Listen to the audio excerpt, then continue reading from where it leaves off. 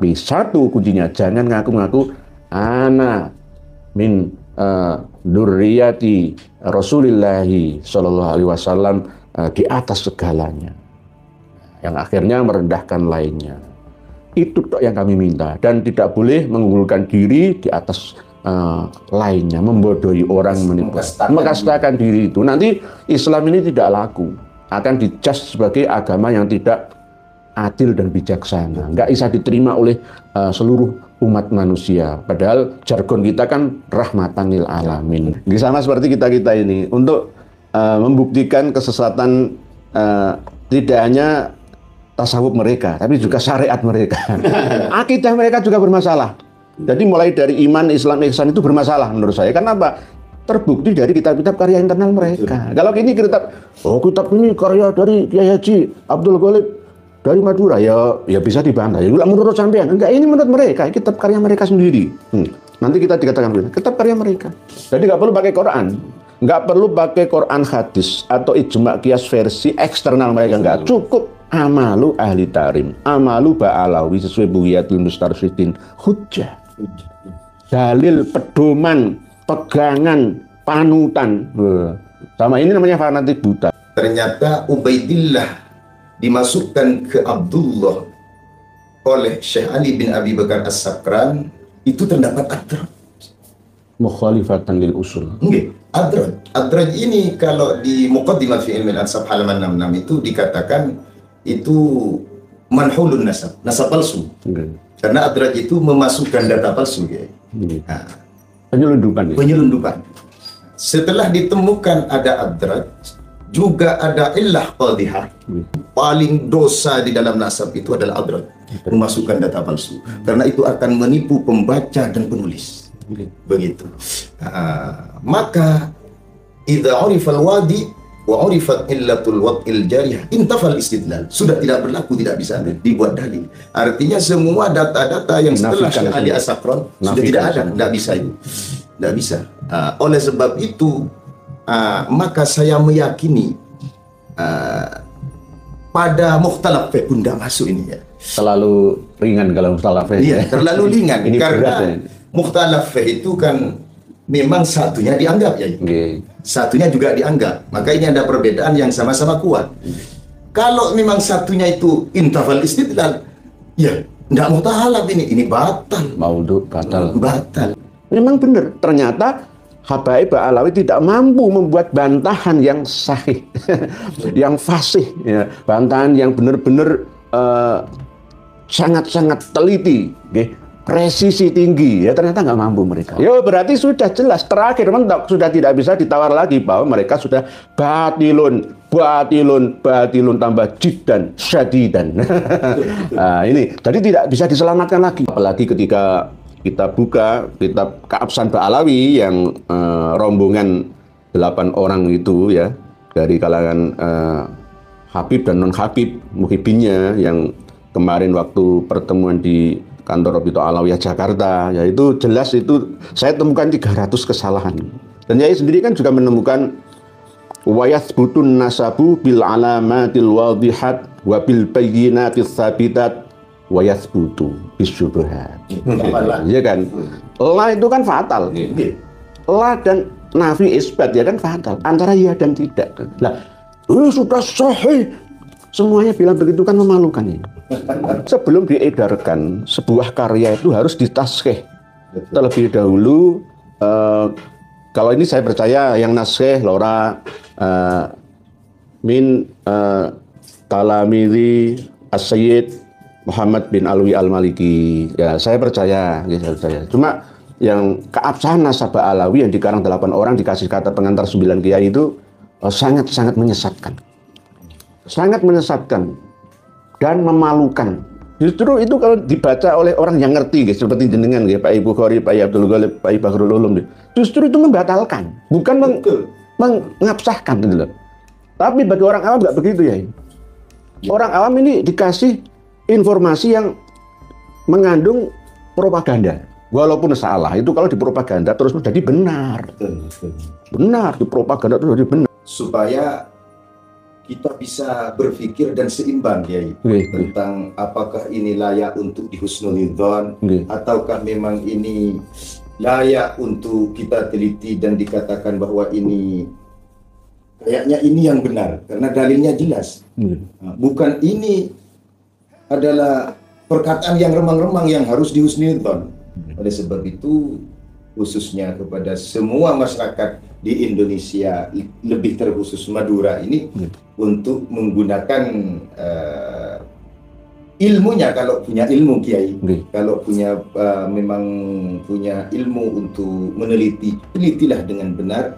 Kalau memang tidak pernah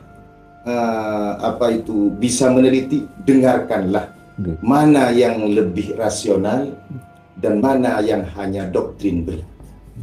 Betulkah itu merupakan keturunan Nabi atau palsu? Nah, makanya setelah kami meneliti dengan penelitian yang komprehensif berkat pembukaan yang telah dibuka oleh beliau Ki Haji Imaduddin, alhamdulillah kami menemukan ternyata nasab para habaib ini tidak sesuai dengan pengakuan yang mereka aku bahwa mereka adalah as-sahih nasab, juga termasuk nasab yang sahih. Jadi intinya Al-Burqah Al-Musiqah itu ngawur. Ngawur itu. Ngawur pokoknya otak-atik gathok-mathok pantes gitu loh. Pantes yo. Jenenge padha ae ora apa-apa, sing penting tak tambahi Kholiq Kisam. Padahal itu enggak ada Kholiq Kisam di tahun-tahun itu enggak ada. Nama-nama leluhur mereka itu tidak tercatat. Cuma namanya itu mirip, tetapi ketika kita telusuri lebih dalam lagi, tahun wafatnya juga beda. Berarti nggak sama. Nah, oleh kalangan internal Pak Alawi, pakar sejarahnya, pakar nasab mereka mencoba untuk disamakan.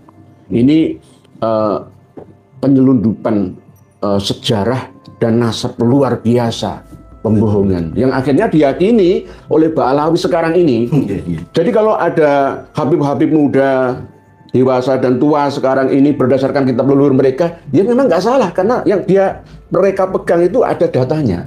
Tapi data ini ketika kita mundur ke belakang sampai abad ke-4 Hijriah, baru tahu mereka bahwa putus selama 650 tahun. Kalau saya ya ini, karena saya berdasarkan kitab nasab, khotun nasabah mausukum bih. Nah, saya berarti di Surabaya ini harus mengikuti sana karena amalu ahli tarim hujjah. Oleh sebab itu dari dasar ini bisa juga Jawa Bintu Tarim, Surabaya, Pamekasan, Sampang, Sumeneb, Bangkalan ya Bintu Tarim semua. Bintu Tarim. Jadi semua rujukan hujahnya itu ke Tarim. Tidak hanya Tarim itu khusus amaliyahnya Pak Alawi saja, ya mungkin semua orang-orang alim itu asbah bil malaikah, bal a'dham minal malaikah. Lah, wal malaikah al maksumin. Asbah bil malaikah bal a'dham minal malaikah li annal malaikah hum al maksumun. Nah, mereka itu malaikat itu kan maksum. La ya'sunallaha fima amarahum wa yaf'aluna ma tu'marun ya. Ya berarti orang Tarim lebih daripada malaikat.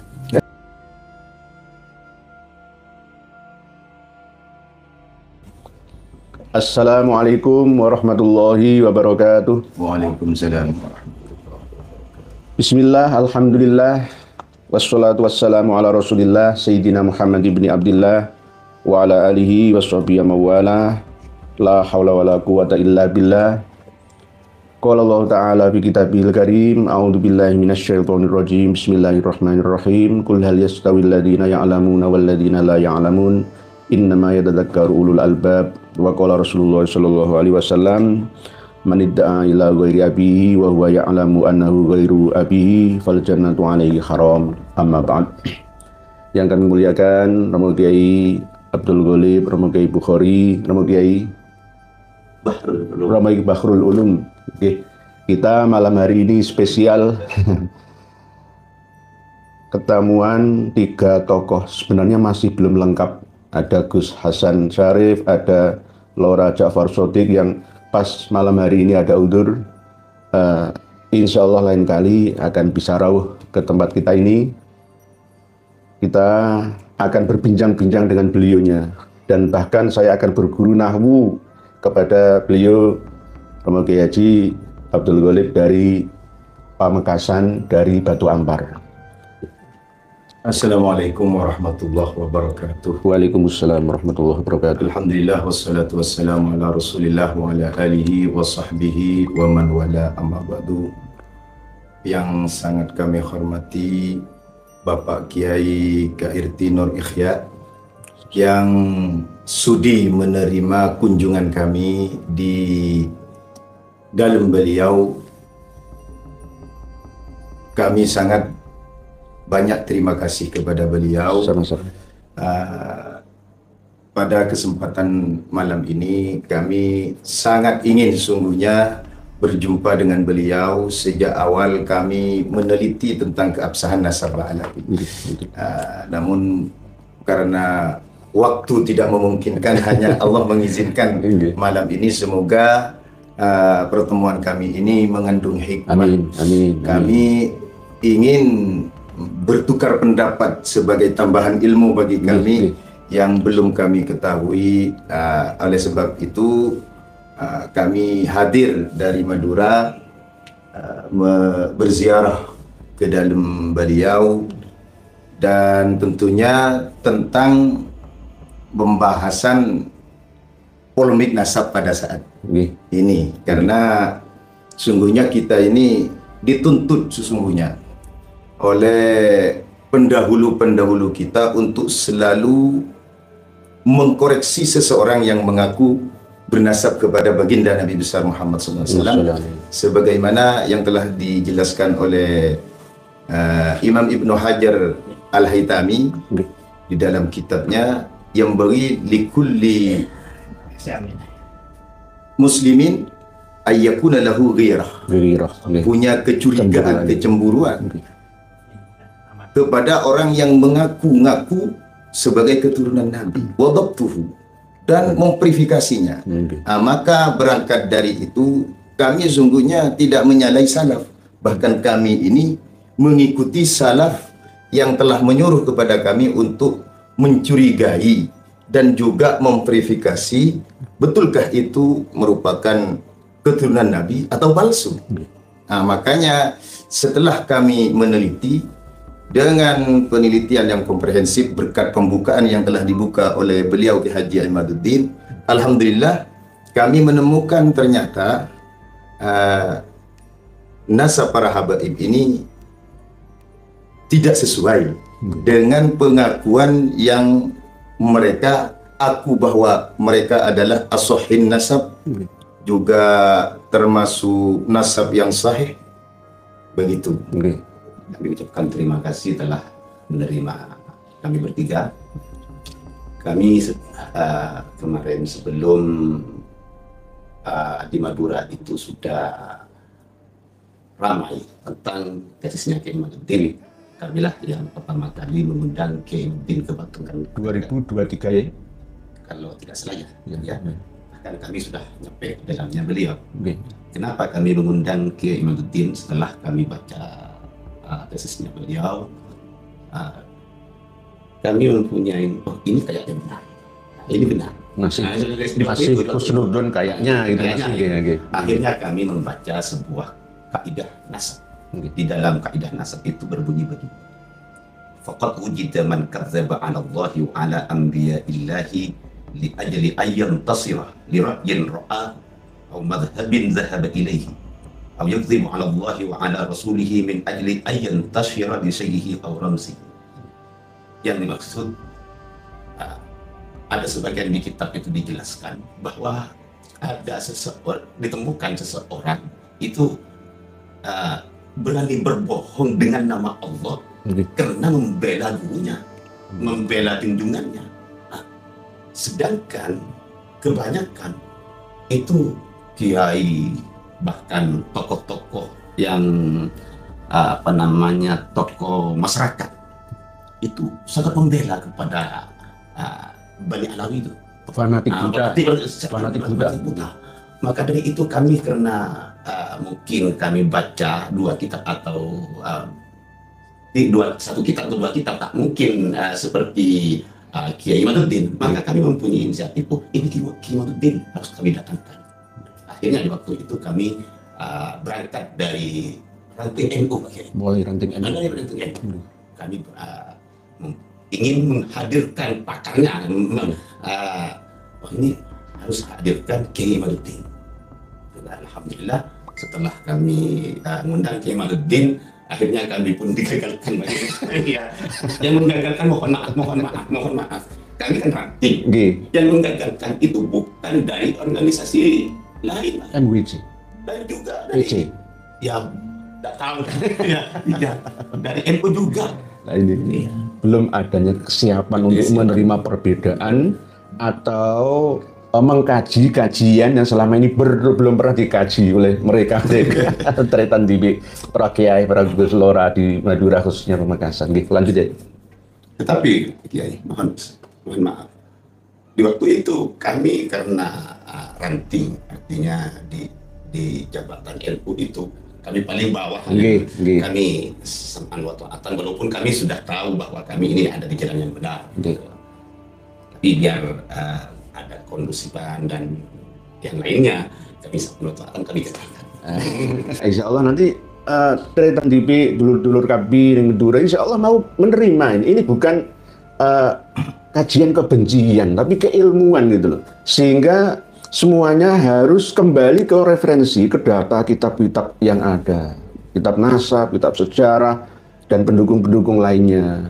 Jadi ada hikmah di balik peristiwa ini. Ya, hikmahnya adalah kitab-kitab yang lama tidak dibuka, akhirnya semua terbuka.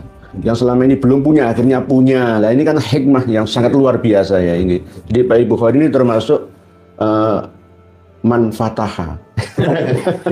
Orang yang membuka, bisa. Membuka pertama kali karena di daerah Sampang, daerah saya, ini fanatiknya luar biasa ya. Saya sendiri itu sulit untuk menembusnya. Apalagi ketika saya sudah berusaha sekuat tenaga, pikiran saya juga untuk menghubungi seorang dai sepuh yang luar biasa yang berada di luar Madura, yakni Romo Kiai Haji Sukron Makmun, saja masih belum bisa saya, karena beliau asli dari sana juga. Ya ini ternyata justru malah ini ada beban berat lagi, yakni anaknya Dik Faiz Sukron Makmun ini malah luar biasa malesnya untuk membaca referensi yang ada. Beliau duduk di MUI Jakarta, akhirnya mengatakan bahwa aduh saya itu malu mendengarnya. Sebagai anggota majelis ulama, tapi tidak mencerminkan ya seorang ulama yang sebenarnya. Mohon maaf, agak kasar saya ini. Karena tidak boleh seorang ulama atau orang yang duduk di struktural Nahdlatul Ulama tidak mencerminkan seorang ulama. Ulama itu ilmuwan. Segala sesuatu yang tampil berdasarkan ilmu, ya harus dibantah dengan hujah ilmu. Tidak boleh dengan kusnudon atau dengan hanya prasangka perkiraan saja, reka-reka. Ini belum framing, apalagi nyerang balik. Pak Ibnu Ghalib ini seorang yang iri, Pak Ibu Bukhari yang iri, Pak Bahrul Ulum ini nggak ngerti dan lain sebagainya. Diserang balik kita. Itu nih. Jadi sudah jelas ya Pak Yai yang luar biasa dari Pamekasan Madura ini menyampaikan ya dengan setulus hati beliau. Dengan niatan yang ikhlasan ya, yang tidak ada unsur kebencian, kedengkian, atau bahkan ingin melakukan fitnahan kepada sesama umat Islam, bukan. Jadi ini harus diterima dengan sikap yang positif oleh warga-warga Madura, khususnya yang di luar Pulau Garan Madura, yang di Probolinggo, di Wafi khususnya. Di Wafi ini bagian panjenengan ya. Kalau saya itu sebenarnya bukan males atau apa, ini urusan Pak Ibnu Ghalib, Gus Hasan Syarif, Jafar Sodik, Pak Bukhari, Pak Bahrul Ulum. Yang kami temukan di tulisan keabsahan Nasabah Alawi, yang paling dominan dipakai oleh mereka kan Rasail fi Ilmil Ansab. Rasail fi Ilmil Ansab ini sungguhnya kalau dibaca dengan keseluruhan, maka di halaman 34 dijelaskan itu al-ansab lil bashar kal asanid lil khabar. Seperti sanad-sanad hadis. Setelah dikaji nasabnya Ba'alawi ini dari Ubaidillah mencantolkan kepada Sayyid Ahmad Al-Abbad. Maka cukup kalau pakai Rasail fi Ilmil Ansab, cukup pakai perkataan Kiaimat terputus 550 tahun. Itu cukup sudah, karena itu kalau kita kaitkan dengan kaedah-kaedah di dalam mustalahul hadis, itu ilahnya illah qadhihah zahirah. Yang mana illah qadhihah zahirah ini sudah tidak bisa dipakai.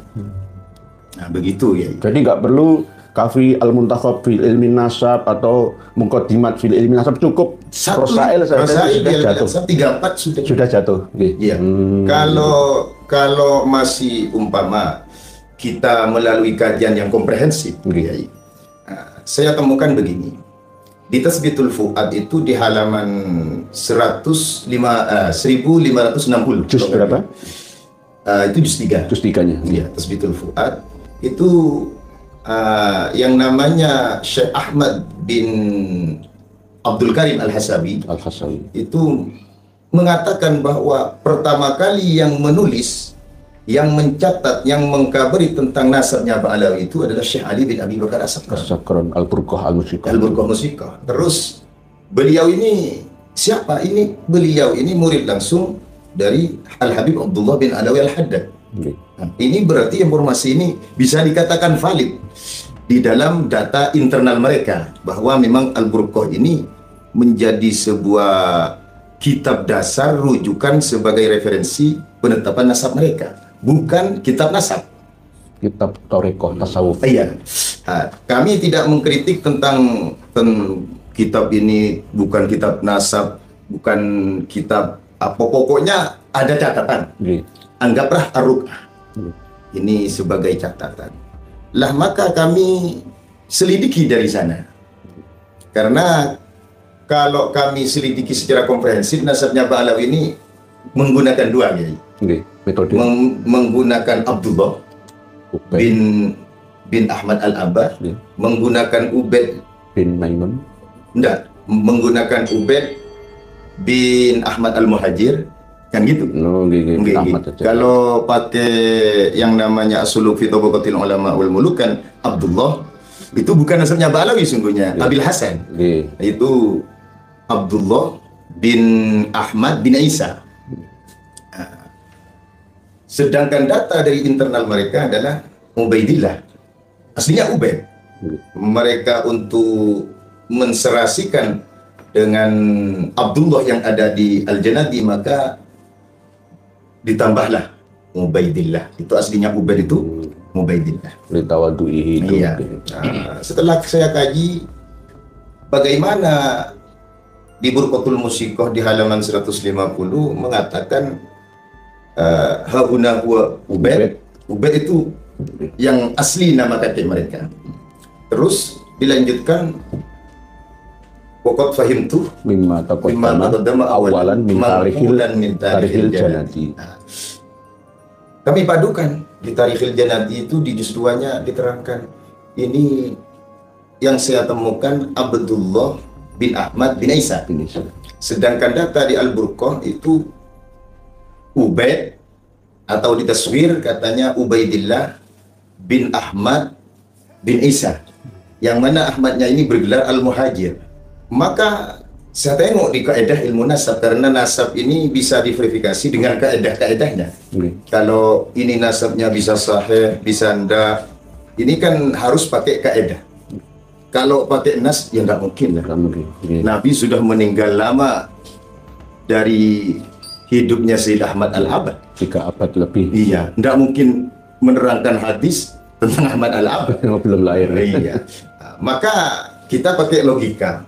Oke, logika ini sifatnya Kiai kan banyak. Nah, maka diputuskan pakai kaedah dalam ilmu nasab. Nah, kami buka di Muqaddimat fi Ilmil Ansab di halaman 66, ternyata Ubaidillah dimasukkan ke Abdullah oleh Syekh Ali bin Abi Bakar As-Sakran, itu terdapat adraj. Mukhalifatan lil usul. Adraj ini kalau di Muqaddimat fi Ilmil Ansab halaman 66 itu dikatakan itu manhulun nasab, nasab palsu. Karena adraj itu memasukkan data palsu, ya. Nah, penyelundupan. Penyelundupan. Setelah ditemukan ada adraj juga ada illah qadhihah yang mana sumber dari Al-Burqatul Musyiko sudah nggak cocok dengan yang ada di As-Suluk fi Tabaqatil Ulama wal Muluk karena ada adraj. Juga sumber nasab ini dicontohkan kepada Syekh Ahmad, nggak ketemu dari mana ini asalnya. Sudah terputus selama 550 tahun. Ini kita membicarakan data dari internal mereka. Maka di Muqaddimat fi Ilmil Ansab itu dipertegas di halaman 85 ya. 85. Idza urifal wadi, apabila peletak nasab itu sudah diketahui, wa urifat illatul wad'il jarihah, dan sudah diketahui pula alasan peletaknya itu terdapat illah jarihah, terdapat cacat. Di dalam kaidah-kaidah ilmu nasab terdapat banyak itu guys. Ada illah qadhihah zahira, ada mukhalafah lil usul, ada dhanniyud dilalah lil usul yang masuk kepada adraj ini. Bahkan kata Rasail fi Ilmil Ansab yang mereka perhabai pakai itu, paling dosa di dalam nasab itu adalah adraj, memasukkan data palsu, karena itu akan menipu pembaca dan penulis. Begitu. Maka idza urifal wadi wa urifat illatul wad'il jarih intafal istidlal, sudah tidak berlaku, tidak bisa dibuat dalil. Artinya semua data-data yang setelah Syekh Ali As-Sakran sudah tidak ada, tidak bisa itu, tidak bisa. Oleh sebab itu maka saya meyakini pada mukhtalaf fiqh pun tidak masuk ini ya. Terlalu ringan kalau mukhtalaf fiqh. Iya, terlalu ringan. Ini karena mukhtalaf fiqh itu kan memang satunya dianggap ya. Satunya juga dianggap. Maka ini ada perbedaan yang sama-sama kuat. Kalau memang satunya itu intafal istidlal, ya tidak mutahalaf ini batal. Maudhu batal. Batal. Itu menurut pemahaman yang kami temukan. Gitu. Jadi keterangan dari Prof. Kiai Haji Abdul Ghalib Sauri sama seperti awal-awal kami meneliti. Ya begitu. Tapi akhirnya saya kembangkan lagi. Ternyata di As-Suluk itu Habib Ali bin Abu Bakar As-Sakran bin Abdurrahman As-Segaf keliru dalam memahami. Bukti bahwa Syekh Ali atau Habib Ali bin Abu Bakar salah memahami As-Suluk tidak hanya dari silsilah Bani Jadid saja, tetapi ketika memahami karomahnya Ali bin Ba'alawi yang diseret menjadi Ali Kholik Kisam, leluhurnya sendiri. Ini sangat mencolok ya. Ini yang oleh Dek Hanif Al-Attas masih ngotot keliru. Tahunnya itu beda. Jauh jarak 724 As-Suluk atau 729 Tabaqatul Khawas Ahli Sidqi wal Ikhlas ditarik ke 512 ya. Mundur 200 tahun. Berarti sosoknya ini fiktif, tapi mencoba nyantol ke tokoh yang asli. Muhammad bin Ali Ba'alawi juga begitu, diklaim setia oleh Syekh Ali bin Abu Bakar As-Sakran. Jadi intinya Al-Burqah Al-Musyikah itu ngawur. Ngawur itu. Ngawur pokoknya otak-atik gathuk matuk pantes gitu loh. Pantes yo. Jenenge padha ae ora apa-apa, sing penting tak tambahi Kholik Kisam. Padahal itu enggak ada Kholik Kisam di tahun-tahun itu enggak ada. Nama-nama leluhur mereka itu tidak tercatat. Cuma namanya itu mirip, tetapi ketika kita telusuri lebih dalam lagi, tahun wafatnya juga beda, berarti nggak sama. Nah, oleh kalangan internal Ba'alawi, pakar sejarahnya, pakar nasab mereka mencoba untuk disamakan. Ini penyelundupan sejarah dan nasab luar biasa, pembohongan yang akhirnya diyakini oleh Ba'alawi sekarang ini. Jadi kalau ada Habib-Habib muda, dewasa dan tua sekarang ini berdasarkan kitab leluhur mereka, ya memang nggak salah karena yang mereka pegang itu ada datanya. Tapi data ini ketika kita mundur ke belakang sampai abad ke-4 Hijriah, baru tahu mereka bahwa putus selama 650 tahun. Kalau saya ya ini, karena saya berdasarkan kitab nasab, Khotun Nasabah Mausukum Bih. Itu yang saya pegang. Ya, karena memang di Rasail begitu. Kalau tidak pakai Rasail yang mereka pakai, itu yang dijadikan referensi utama adalah Kitab nasab, karena ini membahas nasab. Kalau nanti kitab sejarah dan kitab lainnya itu malah madhannul wad'i wal kadhibi fil nasab. Itu kalau pakai rasail yang mereka kutip. Terus mereka itu memang dalam tahun ini ya tidak hati-hati. Kalau kita baca di Masrahur Rawi, itu terus sampai ke Syamsul Dhahirah. Mereka sepakat bahwa hijrahnya Ahmad Al-Muhajir dengan putranya Ubaidillah itu 317. Iya, bersama dengan Muhammad bin Sulaiman. Terus data yang mereka komparasikan dengan Banil Ahdal juga hijrahnya bersamaan. Padahal Muhammad bin Sulaiman itu 540 Hijriah. Itu sudah sepakat ulama sejarah mengatakan Muhammad bin Sulaiman hijrahnya 540 abad 6. Ya. Lah kenapa kok jadi abad 4 ini ke Sayyid Ahmad Al-Abad? Lah ini memang rancu ya. Akselerasi untuk ditemukan, dicocok-cocok, dipaksakan cocok gitu ya. Mungkin memang di dalam Al-Masrahur Rawi sendiri Abu Bakar Asyili jelas menerangkan bahwa Muhammad bin Sulaiman yang menjadi leluhurnya Bani Al-Ahdal, jelas.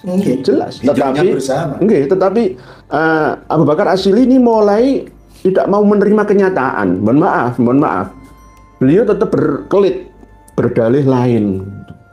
Padahal beliau sendiri sebenarnya menyebutkan di dalam kitab karyanya ada Bani Jadid yang tidak termasuk dari Bani Jadid yang dipahami oleh As-Suluk. Jadi ada Bani Jadid itu yang sampai leluhurnya itu ada nama-nama yang tidak terkenal di antara silsilah nama-namanya Bani Jadid bin Abdullah bin Ahmad bin Isa, atau mungkin nyebrang langkah ke silsilahnya Bani Al-Ahdal, Muhammad bin Sulaiman bin Ubaid bin Isa bin Alwi bin Muhammad bin Himham bin Aun bin Musa Al-Kazim bin Ja'far Shadiq. Jadi ini saling bertolak belakang, tetapi mencoba untuk dipadukan supaya tidak bertolak belakang, supaya kita seirama itu, seirama. Lalu setelah Al-Masrahur Rawi mulai ditata lagi.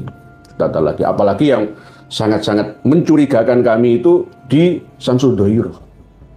Syamsul Dhahirah yang kita kenal selama ini pengarangnya adalah Habib Abdurrahman Al-Masyhur ya, pengarang kitab Bughiyatul Mustarsyidin yang sangat terkenal itu. Bagi orang yang tidak kritis ya, tidak teliti ya, langsung akan menerima mentah apa yang menjadi karya-karya beliau. Ya, iya. Karena begini, saya kalau baca tentang hurufat ini, hurufat yang banyak seperti contohnya di waktu lahirnya Faqih Muqaddam katanya itu Allah menampakkan diri dan bisa dilihat dari Arafah. Itu di Al-Burqatul Musyiqah. Kalau ini kan kok bisa menampakkan diri ke penduduk Yaman khusus dan bisa dilihat dari jauh.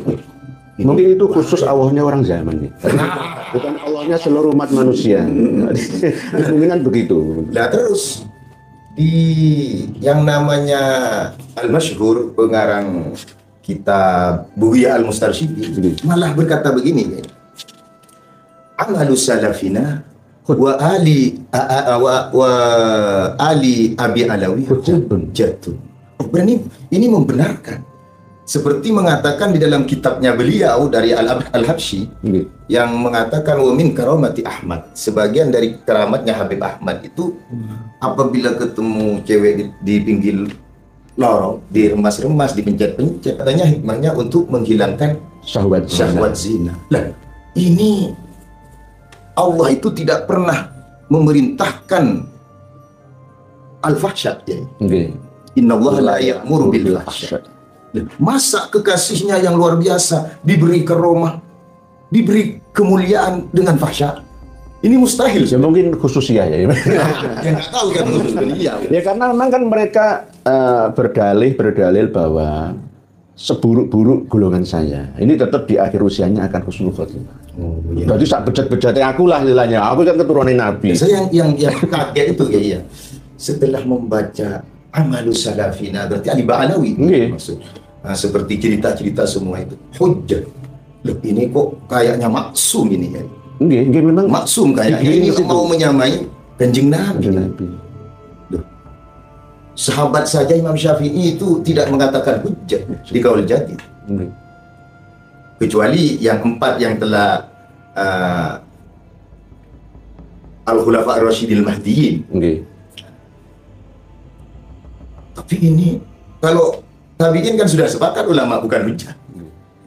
Ini kok Ba'alawi ini hujjah. Hujjah ya, Dan ini kitabnya oleh kalangan kita dipakai. Dipakai dan pesantren semua wis ya mulai dari dulu ke NU-an kita Basul LBM kita pakai itu. Tapi nggih, Yai mereka gak sadar. Baru kita sadarkan mereka marah gitu loh. Wong gugat sanad keilmuan. Nah, akhirnya begitu. Lah saya juga belajar, Budiatul Mustarsyidin itu belajar. Itu watak santri itu kan begini, mohon maaf. Watak santri itu menerima apa yang diberikan oleh guru. Itu watak santri. Dan kami sebagai santri, kami terima semua dulu, Pak Kiai. Kami terima dari Ba'alawi kitabnya begini. Nah, akhirnya kami juga terima penelitiannya Kiai Imaduddin dan Panjenengan dan juga Kiai Walid. Ini penelitian kitab yang satunya dan kitab yang ini sesuaikah dengan kaidah nasab? Maka kami menarik dengan kaidah nasab. Sehingga setelah kami kaji dengan kaidah nasab, ternyata yang tidak melenceng itu penelitiannya dengan panjenengan nggih. Lah, sedangkan dari sisi nasab loh, dari sisi nasab. Akhirnya juga kami membaca khurafat-khurafatnya Ba'alawi. Nah, ini kok bertentangan dengan ilmu kami yang kami ajari, yang kami pelajari di pesantren. Kan begitu. Sedangkan dengan adanya hal yang tersebut seperti itu, kami sudah mengurangi rasa kepercayaan kepada para hamba. Ya mencurigai lah. Ya, kalau Al-Hallaj ya, kalau Al-Hallaj mereka anggap ya udahlah, Al-Hallajnya ini ada yang mengatakan tidak sah kepribadiannya. Tapi semua ajaran Al-Hallaj ini semuanya sepakat itu sesat. Hulul itu. Iya. Lah kenapa kok yang namanya Fakih Muqaddam nggak mau juga disesatkan kalau mengatakan hal Muhammad bin Ibni Ali Allah qala na'am anal. Kenapa engkau nggak disesatkan juga ini? Kan khusus ya. Kalau golongannya sendiri nggak masalah. Tapi kalau nggak boleh. Nah ini ada tambahan lagi ya. Yai tadi kan menukil dari kitab Budiatul Mustarsyidin tentang amalu alu Ba'alawi hujjah. Tidak hanya amalu Ba'alawi saja, tetapi amalu ahli tahrim ya hujjah. Ada juga itu? Iya ada. Kemarin yang terakhir saya sampaikan di dalam biografinya Habib Abdullah bin Alwi Al-Khaddad itu ketika ada Habib Al-Mudhar datang ke Surabaya di Sasak, Jalan Sasak Ngampel itu bebarengan dengan jenazah yang masuk di musola. Terus akhirnya para jamaah ini tanazu ya, ada perselisihan ini yang pas waktu asar datang sholat asar. Dan gitu. Terus ini gimana? Ini sholat jenazah dulu apa sholat asar dulu? Nah, akhirnya Habib ini bilang semuanya harus merujuk ke tarim sana. Tarim itu bagaimana? Oh kalau di tarim sholat asar dulu, baru sholat jenazah. Berarti di Surabaya ini harus mengikuti sana karena amalu ahli tarim hujjah. Oleh sebab itu dari dasar ini bisa juga Jawa bintu tarim, Surabaya, Pamekasan, Sampang, Sumeneb, Bangkalan ya bintu tarim semua. Bintu tarim. Jadi semua rujukan hujjahnya itu ke tarim.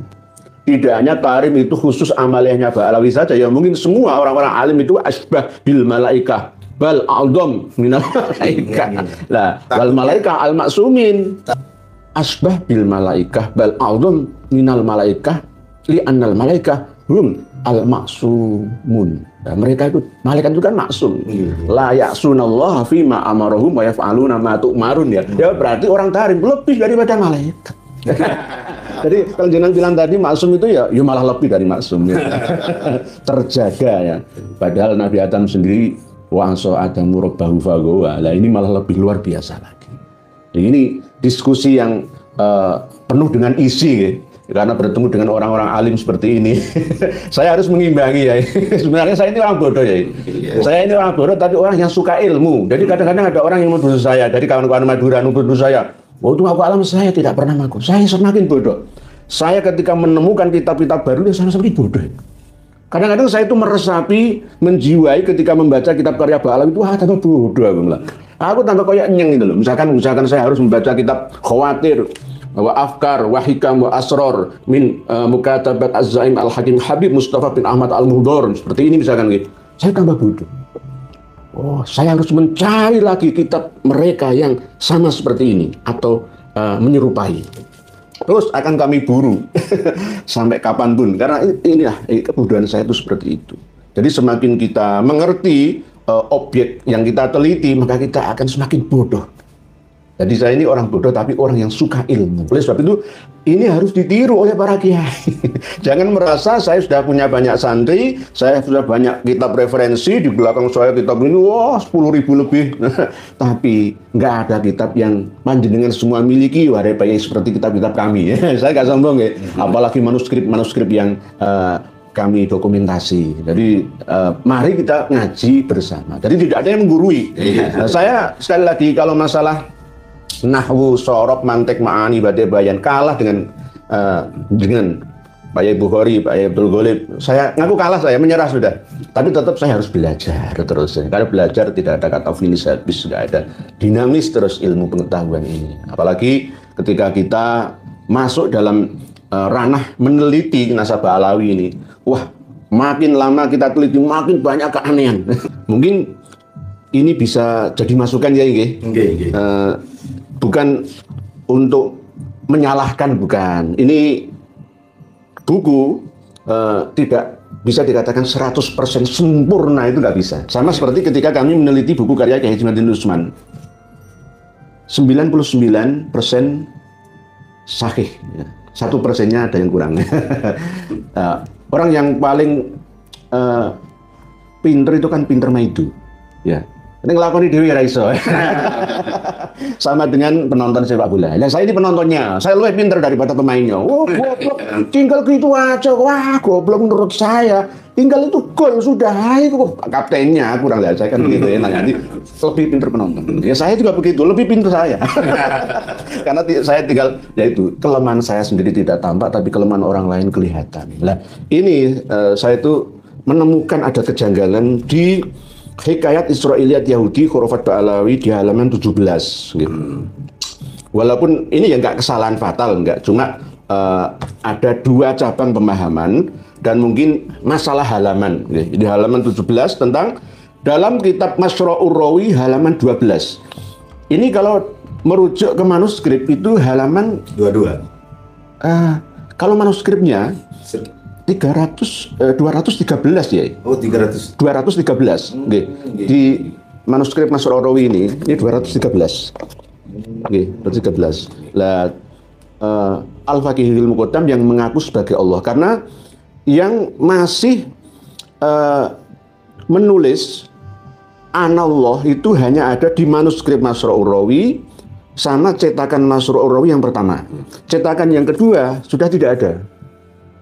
Yang cetakan kedua seperti ini sudah tidak ada, dihapus. Sama Al-Jawharus Syaffaf. Kalau di cetakan ini sudah tidak ada lagi, anallah itu sudah tidak ada. Lah, ini wasami A'rabiyan Yaqulu ini berarti lebih condong menukil dari Al-Jawharus Syaffaf.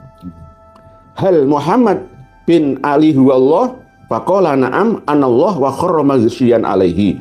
Dan telah mendengar seorang A'rabi, dia berkata, apakah Muhammad bin Ali Al-Faqihul Muqaddam adalah Allah? Maka Muhammad bin Ali menjawab, iya, akulah Allah. Dan jadilah seorang A'rabi tadi pingsan. Jadi wa kharra maghsyiyan alaihi, kalau menurut saya yang pingsan semaput itu Muhammad bin Ali Ba'alawi Al-Faqihul Muqaddam, bukan A'rabinya. Itu menurut saya. Tapi kalau memang menurut kawan-kawan tiga serangkai ini mengatakan yang semaput itu Arabinya, ya nggak apa-apa. Karena memang tidak disebutkan secara spesifik.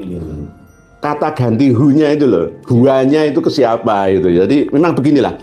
Nah, kitab-kitab karya ulama-ulama kita kadang-kadang ada yang tidak sesuai dengan kaidah, atau mungkin mereka kan selalu berbahasa Arab. Lah kalau kita kan berbahasa Madura, bahasa Jawa, bahasa Indonesia. Jadi kadang-kadang pemahamannya beda. Jadi intinya ketidakabsahan nasabah Alawi itu sudah tidak tertolong lagi lah, jelas tidak sah. Kalau apalagi ketika kita buka kitab Keabsahan Ba'alawi yang rombongan 8 orang itu ya, dari kalangan Habib dan non Habib muhibinnya yang kemarin waktu pertemuan di kantor Rabithah Alawiyah Jakarta, ya itu jelas itu saya temukan 300 kesalahan. Dan Yai sendiri kan juga menemukan wa yathbutun nasabu bil alamatil wadihat wa bil bayyinatis sabitat wa yathbutu bisyubhat. Iya kan? La itu kan fatal. La dan nafi isbat ya kan fatal. Antara ya dan tidak. Lah, sudah sahih. Semuanya bilang begitu kan memalukan ini. Betul. Tolong Bahkan dikoreksi. Itu di banyak tempat, bukan satu tempat. Bukan satu tempat saja. Banyak tempat itu diikuti. Nggih. Harusnya yaitu tadi sebelum diedarkan sebuah karya itu harus ditaskeh terlebih dahulu. Kalau ini saya percaya yang naskeh Lora min Talamidi As-Sayyid Muhammad bin Alwi Al-Maliki. Ya, saya percaya. Cuma yang keabsahan nasabah Alawi yang dikarang 8 orang dikasih kata pengantar 9 kiai itu sangat-sangat menyesatkan. Sangat menyesatkan dan memalukan intelektualitas umat Islam Indonesia khususnya, ya. Apalagi kalau dilihat oleh umat Islam sedunia. Ini karya apa ini? Kalau bahasa kasarannya lebih baik masuk, ya mohon maaf, saya nanti kasar masuk sampah atau kasar, enggak begitu. Cuma ya bisa untuk dijadikan dokumentasi bahwa ternyata sesuai dengan firman Allah Ta'ala, wa in kuntum fi raibim mimma nazzalna ala abdina fa'tu bi suratin min mithlih wad'u syuhada'akum min dunillahi in kuntum shadiqin. Tapi jawaban Allah, fa illam taf'alu wa lan taf'alu fattaqun naral lati waquduhan nas wal hijarah wa iddat lil kafirin.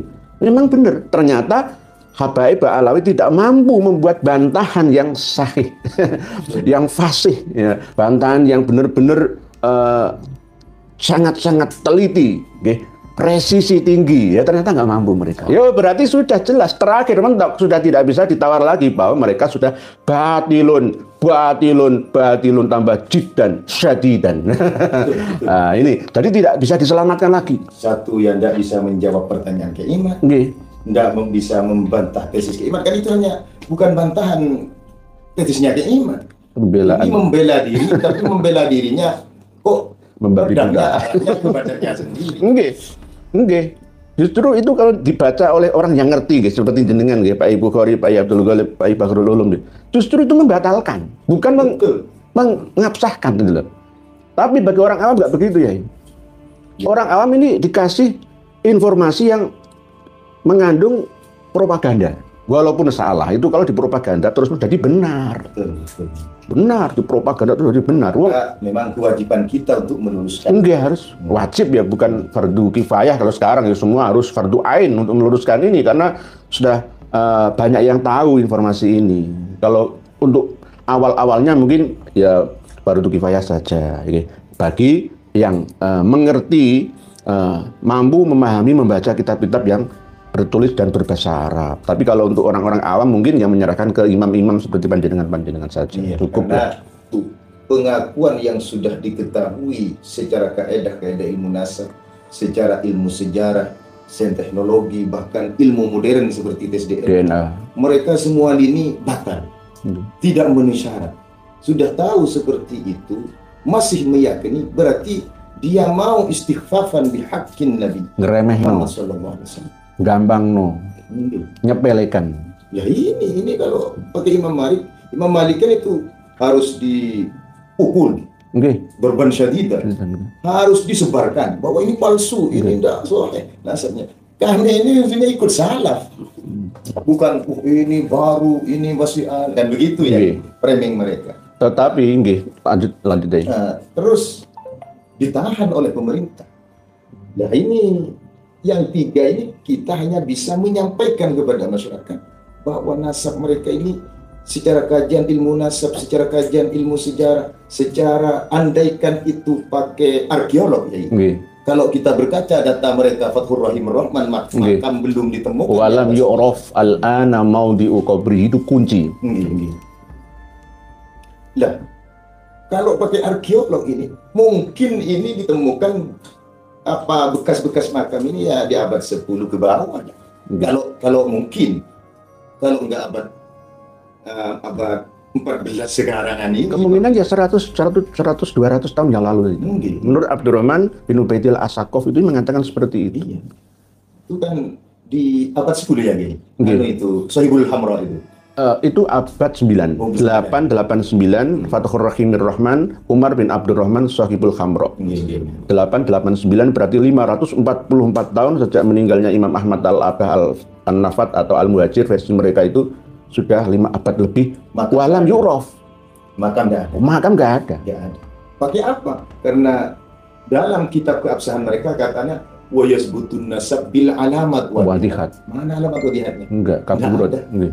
Nggak ada selama kapan itu, selama 600 tahun ya? Nggih, 602 menurut Penelitian kita- jenengan. nggih, itu yang resmi dikarang oleh karya dari Bamakromah itu. Nggih. Kiladatun Nahar. 602 2 tahun. Makam tidak ada yang dijadikan alamat wadihat, Nggak bisa. apalagi tulisan. Nah, kalau kadang-kadang gini ya, mereka itu menggunakan syukrah wal istighfar. Nah, mereka itu mengatakan sudah syukrah. Loh, saya bilang kalau kita teliti kakek moyang mereka katanya apakah ada yang sudah syukrah bergelar sayyid atau syarif? Kata mereka enggak, Enggak. imam. Terus setelah itu bergelar syekh. Syekh. Iya. Setelah Syekh di abad 11, Habib Umar Al-Attas. Nggih. Kapan itu pernah bergelar Sayyid mereka? Bukan belakangan ini. Nah, ya, ya. Masuk abad 13 ketika mereka mencoba masuk ke jantung kota umat Islam. Nggih, waktu Syarif Aunur Rafiq itu. Mereka ya Syarif. Iya. Kalau di Indonesia ya Sayyid Ahmad Al-Aidid ya. Sayyid semua ya gitu, ngaku-ngaku Ya Sayyid. kan barusan ya. Barusan, nggih, barusan. Bahkan tafi'nya jelas. Nggih. Penolakannya dari ulama Hijaz. Kalau kita baca tarikh Mekah itu merupakan yang namanya Syarif Aunur Rafiq itu katanya mutadallian fi aktsaril ulum. Nggih. Bukan sembarang orang, seorang raja, seorang ulama, juga ahli pakar di dalam Min Dzurriyyatil Hasan bin Ali bin Abi Thalib. itu penolakan yang luar biasa sampai itu di Al-Istizadah kalau nggak Nggih, salah. min akhbaris sada sama Mir'atul Haramain. Saya punya kitabnya. Itu dipukul dengan tongkat 300 Kali. 300 kali. Paksa bercerai, wajib bercerai. Nah, itu sudah menunjukkan dafi yang luar biasa. Penolakannya luar biasa. Penolakan dari penguasa ini. Nggih. Begitu ya. Tapi karena semangat mereka ya tidak pernah putus asa, terus akan meropagandakan saya cucu Nabi terus-menerus. Doktrin ke anaknya, ke cucunya, ke jamaah muhibin pengikutnya terus. Sehingga kalau yang berguru kepada mereka, ya pasti menulis. Nggih. Kata tadi di Rosail fi Ilmil Ansab yang dibaca oleh beliau di Mina. Bayi Bukhari tadi nggih. Iya, itu. Karena gurunya ya ditulis nasabnya, disahihkan. Jadilah kitab-kitab yang Nggih. banyak. Terus disalin lagi sampai banyak kitab-kitab baru seperti ini. Nah, ini subur makmurnya penulisan-penulisan dari kalangan internal mereka itu abad 13, 14, bahkan 15 sekarang ini. Luar biasa, menyebar di mana-mana, tapi anehnya tidak berani menyebar di Saudi Arabia. Kalau kami sebagai kaum santri, Pak, andai kata kaum santri itu mau membaca kaidah-kaidah nas Nggih. dengan banyaknya kitab yang setelahnya abad 9 ke bawah, ya itu kan pengambilannya tetap satu Nggih. kepada ahli asyakum. Dan di dalam kaidah itu sudah berbunyi la tabidu kasratul masadir idza kanat kulluhatun qad min aslin wahidin. Nggih. Artinya kitab-kitab setelah Burqan Musyriqah itu dikarang banyaknya bagaimanapun, kalau sudah ujung-ujungnya tetap Burqatul Musyriqah kan tertolak semuanya. Nggih, karena Lah, kenapa sekarang ini kaum santri yang biasa membaca kitab kuning, kitab bahasa Arab itu kok masih husnudzon? nggih, karena Masih sekedar usul membaca, ulama, gitu. karena sekedar membaca, nggak meneliti memahaminya.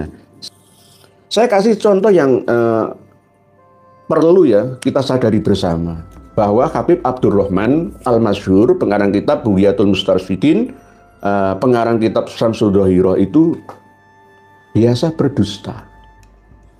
Di Syarhus Sudurnya, begitu juga di Lam'atun Nur karya Habib Ali bin Abdurrahman Al-Masyhur, anaknya, itu ya sama, karakteristiknya hampir sama, yakni suka berbohong. Ketika saya teliti Syamsul Dhahirah, versi manuskripnya dengan versi cetakannya ini berbeda. Khususnya ketika mencatat leluhur beliau yang paling terkenal, yakni Habib Ali Kholi Kisam. Habib atau Syekh Ali Kholi Kisam yang memiliki karomah, makomnya sangat tinggi, 247.000 lebih makoman min makomatil aulia. Ketika sholawat dalam tahiyat, ketika sholat dijawab oleh Kanjeng Nabi Muhammad, waalaikumsalam ya Syekh Ali bin Alwi bin Muhammad bin Alwi bin Ubaidillah bin Ahmad, dan seterusnya sampai Rasulullah Shallallahu Alaihi Wasallam. Padahal Habib Abdurrahman Al-Masyhur ini menukil kama qala pengarang kitab Tabaqatul Khawas As-Sirji. Kama qala As-Sirji. Ahmad bin Abdul Latif As-Sirji Az-Zabidi, pengarang kitab Tabaqatul Khawas ini. Saya teliti manuskripnya Tabaqatul Khawas, ternyata nggak sesuai. Alias wafatnya Ali Kholi Kisam menurut Syamsul Dhahirah katanya 529 Hijriah. Padahal Tabaqatul Khawas 700 bid'un atau bid'in wa isrina wa sab'i mi'atin. Tidak angka, kalau angka masih bisa dirubah, dimanipulasi. Kalimat bid'in itu lebih dari 3 ke 9 gitu. Pilih mana yang pas, bisa ganjil, bisa genap katanya. Wa isrina 29. Wa sab'i mi'atin ini loh. Enggak iso sab'i mi'atin khamsi mi'atin tadi ini. Nah, ini kan fitnah. Jadi Habib Abdurrahman Al-Masyhur ini menfitnah As-Sirji, padahal di dalam manuskripnya, versi cetakannya, 2 versi cetakannya saya punya. Cetakan pertama, cetakan kedua tetap bid'in wa isrina wa sab'i mi'atin fatuhu. Itu jadi nggak bisa ditipu. Kalau orang nggak punya datanya, ya manuskripnya, ya akan iya-iya saja. Inilah terus akan digelorakan. Jadi kita harus waspada. Yes. Kelemahan di dalam As-Suluk sendiri ya banyak kami temukan. Termasuk senjata yang paling utama dan pertama, As-Suluk itu salah mengutip Al-Qur'anul Karim. Al-Quran saja bisa salah, apalagi lainnya. Betul. Dan selain itu, Al-Janadi sendiri bukan pakar nasab. Pakar sejarah itu sama seperti ketika Vandenberg ya, nulis apa adanya. Pokoknya menulis tergantung pemenang perang, ya, penguasa kan, itu tergantung aku. Misalkan sejarah Pamekasan itu dulu adalah Pamekasan, Pamadegan, sama Palakaran, Arusbaya misalkan gitu. Terus saya rubah tahunnya, ya terserah saya, musim tulis saya, kan begitu. Kalau dipadukan dengan kaidah ilmu nasab ya, yang namanya kitab nasab ini merupakan sebuah kitab yang paling berhati-hati di dalam menyebutkan nasab seseorang. Beda dengan sejarah. Maka kita kembalikan kepada rujukan para habaib yang menggunakan rasail fi ilmi nasab yang mengatakan bahwa bagian dari kitab sejarah itu madhannul wad'i wal kadhibi fil ansab, bisa terindikasi dusta dan palsu di dalam nasabnya, dalam redaksi nasabnya. Terus itu pun juga pernah dikatakan oleh Ibnu Khaldun ya, tentang itu. Setelah dalam kitab apa? Al-Muqaddimah apa? Tadi itu. Yang Ibnu Khaldun kitabnya apa? Kitabnya itu ada 2 itu yang menerangkan ini. Al-Ibar kalau nggak keliru. Al-Ibar. Iya. Terus itu kalau kita lihat di As-Suluknya saja, di sana itu pakai oleh pentahkiknya yang namanya Muhammad Al-Aqwa. Itu dikasih buka kurung tutup kurung. Kalau kita baca di Muqaddimat fi Ilmi Nasab halaman 49, wad'ul ismi fi dairi dakhilatin au bainal qausaini sakitun min ba. Yaitu termasuk isyaratun ila annal isma qad rufi'a min tariqin la yusaku bi. Berarti Abdullah ini diangkat nasabnya ke Sayyid Ahmad Al-Abbad min tariqin, melalui jalan la yusaku, yang tidak bisa dipertanggungjawabkan. Ini pentahkiknya sudah mengatakan begitu. Artinya nasabnya Ba'alawi ini bermasalah, dicantolkan dengan nasab yang bermasalah. Maka saya punya keyakinan ini, ini seperti mengatakan kalau tidak pakai tafsirannya. Dikatakan orang itu kalau tahu diri pasti tahu kepada Allah. Kalau ini dibagikan erat, kalau kami tahu pada diri saya pasti mengetahui diri Allah. Man arfa nafsahu faqad iya, arfa. kalau dimaknai lafal secara lafal, kalau tidak kita takwil ini dengan kalau kita mengetahui kelemahan kita maka akan mengetahui keagungan Allah. Kalau dimaknai lafalnya ini muhal ala muhalin. Kan begitu ya? Bisa seperti itu. Muhal karena kita mengetahui diri saja tidak bisa. Bisa apa lagi? Kita mengalir kemana, ini jantung sedang apa, nggak tahu. Apalagi penciptanya lebih nggak tahuan lagi kan gitu. Nah ini nasabnya, ini nasab Ubaidnya ini bermasalah, mencantolkan ke Abdullah, malah Abdullahnya juga masalah. Nah ini mana mungkin ini dikatakan makbul saja, tidak mungkin. Jadi saya tidak setuju kalau dikatakan masih muhtalaf kalau sekarang. Lebih meningkat batilun dan itu. Apa yang disampaikan Pak Yai Abdul Ghalib ini memang benar ya, sesuai dengan fakta yang kami teliti selama ini ya, tidak menyalahi hasil dari ada kesimpulan dari apa yang kami simpulkan ya, bahwa tentang adanya Abdullah bin Ahmad bin Isa yang ditulis oleh As-Suluk, yang disalin oleh Al-Aqwa tadi, itu juga bermasalah. Bermasalahnya di mana? Coba kita melompat ke kitab internal mereka, Al-Ghuror dan Al-Masyra'. Al-Ghuror dan Al-Masyra' ini tidak terpaut begitu lama. Ada keraguan tentang keabsahan nasabnya Bani Jadid juga. Kan ada cerita seperti itu. Akhirnya Ali bin Jadid minta isbat ke Basrah. Padahal tidak. Di Al-Masyra' itu bukan ke Basrah. Minta isbat ke Sahar. Sihir. Ke hakim-hakim yang ada di Sihir. Kota Sihir itu yang mepet pantai Laut Samudra India. Itu masih berdekatan. Iya, berdekatan. Datanya masih berdekatan. Loh, terus katanya menurut Al-Ghuror minta isbat ke ulama atau mufti yang ada di Basrah. Kok muternya harus lewat Oman, atau kalau melalui laut ya harus ke Samudra Hindia, lalu ke Teluk Persia, ke Basrah kan gitu. Padahal buyut-buyutnya itu hijrahnya dari Basrah ke Madinah muter hampir 2000 km nggih. Madinah, Makkah, lalu Hajarain, Husayyisah.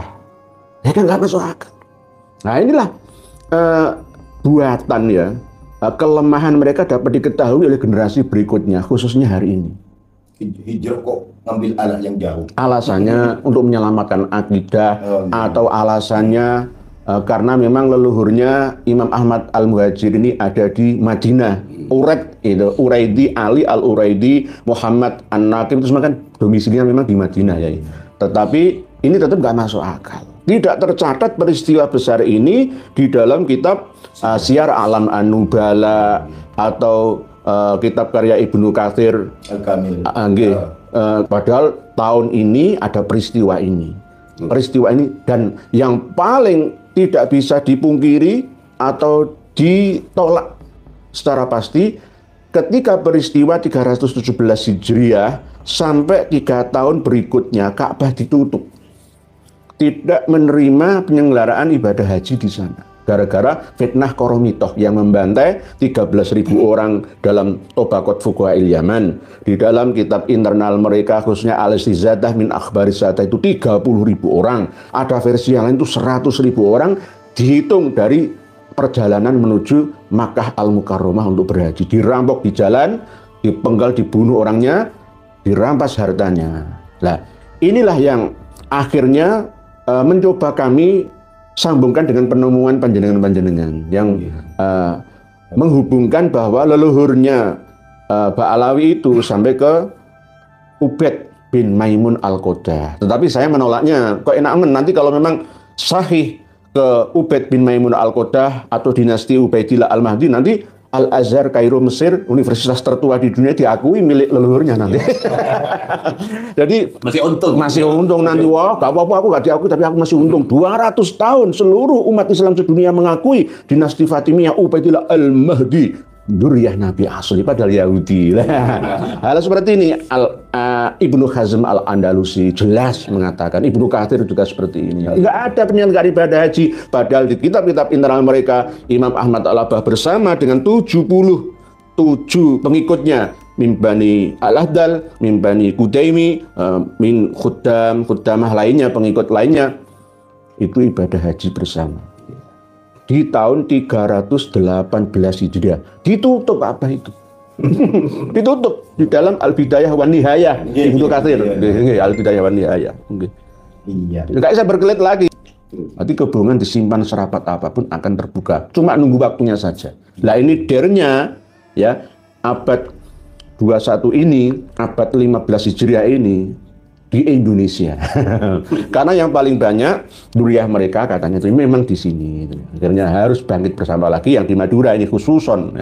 Banyak di antara mereka kawan-kawan Madura yang saya itu tidak menyalahkan warga Madura yang lugu-lugu itu karena pokoknya mau nggih duriyah Nabi itu kenal nggih. Tapi harusnya imam-imam, pemimpin-pemimpin yang ada di Madura, pemimpin agama, umara, ulamanya bangkit.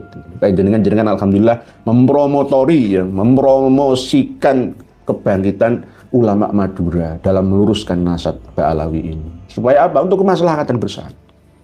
Nih, kasus yang sudah terjadi beberapa kali di Pamekasan ada Habib Al-Kafi.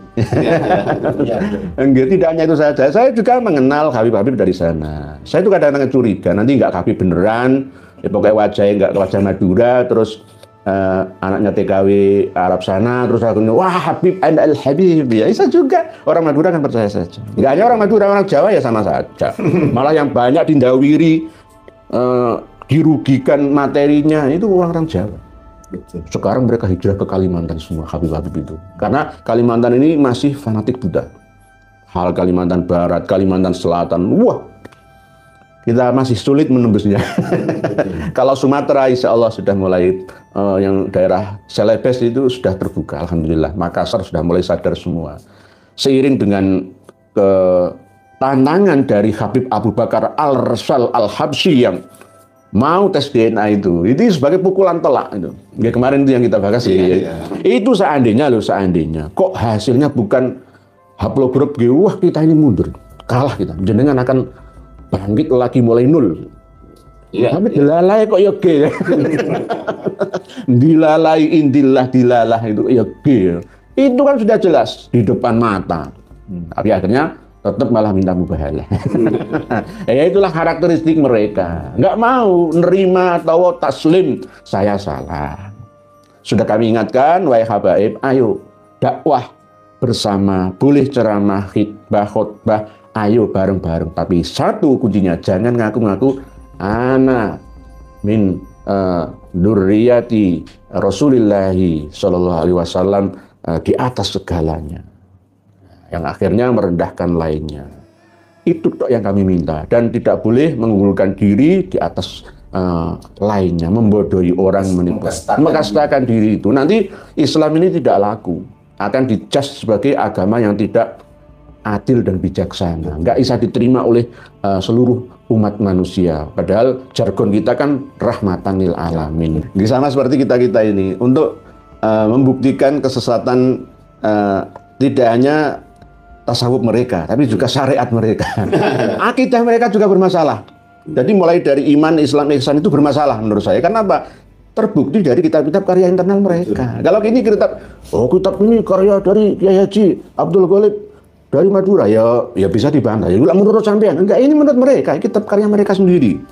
Nanti kita dikatakan kitab karya mereka yang bercerita-cerita khurafat seperti itu. Dan itu dikuatkan dengan amalus salafina hujjah. Amalu ahli tarim hujjah. Nah, ini kan setuju dengan. Jadi nggak perlu pakai Quran, nggak perlu pakai Quran hadis atau ijma kias versi eksternal mereka, nggak cukup. Amalu ahli tarim, amalu ba'alawi sesuai Bughyatul Mustarsyidin hujjah. Dalil, pedoman, pegangan, panutan. Sama ini namanya fanatik buta itu tadi. Jadi misalkan kalau di tarim itu nggak usah pakai sandal, ya kita nggak usah pakai sandal. Hujjah kita ke sana, kiblat kita itu ke sana. Nah, akhirnya kan seperti itu ya ini. Nah itu. Lah ini ulama-ulama sedunia ini nggak punya kitabnya atau pura-pura tidak melihatnya, ribut dengan politik negaranya sendiri-sendiri. Sejak Arab Spring dimulai dari Tunisia ke Aljazair, ke Libya, ke Mesir, lalu ke Suriah, ke Yaman, mereka sibuk dengan politik kekuasaan negaranya masing-masing. Lalu mungkin sekelas Al-Azhar Kairo Mesir juga tidak benar-benar fokus konsen ke kitab-kitab karya sufi-sufi Hadrami seperti ini. Iya. Jadi ini kelemahan ya tokoh-tokoh Islam kelas dunia, ya, diantaranya Syekh Ali Goma atau Syekh Ali Jum'ah juga. Almarhum Said Muhammad Ramadan Al-Buti itu juga mendukung Khulasatul Athar, ya, karena memang berdasarkan kitab Al-Muhibbi itu.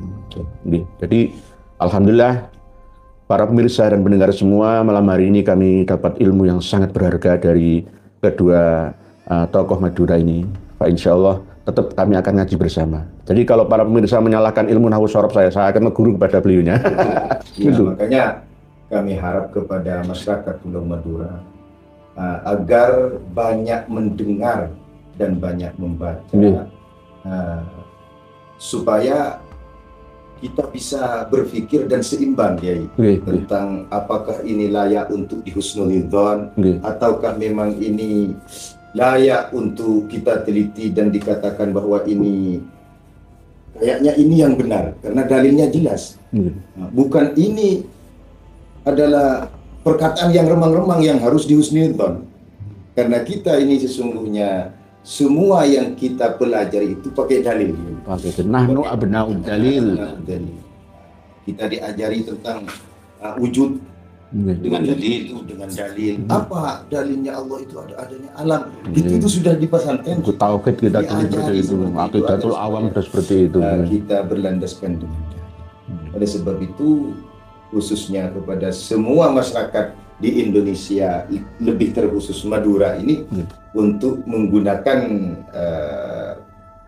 ilmunya, kalau punya ilmu, Kiai, kalau punya memang punya ilmu untuk meneliti, telitilah dengan benar. Kalau memang tidak pernah bisa meneliti, dengarkanlah mana yang lebih rasional dan mana yang hanya doktrin belaka. Begitu. Kun aliman au muta'alliman au mustami'an au muhibban wala takun khamisan fatahlik. Jadi pesan beliau sama seperti dawai Rasulullah sallallahu alaihi wasallam. Jadi senjata orang Madura itu ilmu, bukan celurit. Bukan celurit, tapi ilmu pengetahuan. Saya ketemu dengan tokoh-tokoh sepuh Madura, dengan Bindoro, Takliman, Bangkalan, dan lainnya. Aslinya orang-orang Madura itu orang yang luar biasa sejak dulu kala. Sekelas Hadratus Syekh Mbah Khalil Bangkalan, sekelas tokoh-tokoh ulama yang ada. Trunojoyo itu asli Sampang kelahirannya. Akhirnya menjadi pahlawan nasional. Tidak hanya begitu, sastrawan-sastrawan kita dari Sumenep, Songenep, dari Pamekasan, semua adalah orang-orang luar biasa yang akan merubah sejarah bangsa menjadi benar-benar membawa maslahah untuk semua. Ini yang kami harapkan panjenengan-panjenengan sebagai kuncinya untuk membuka hazanah dan wawasan sesama tretan tibi ireng Madura. Karena kami nggak bisa bahasa Madura ya, jadi mosok aku ceramah aku nih bangsa Jawa tapi ini tak lo kaca Madura, aku bingung kabeh ya. Aku nih pas nang Madura aku ngomong basa-basa ngene iku opo itu? Eranya sekarang terbuka. Terbuka. Informasi dari mana datang? Nggih, harus open minded lah gitu.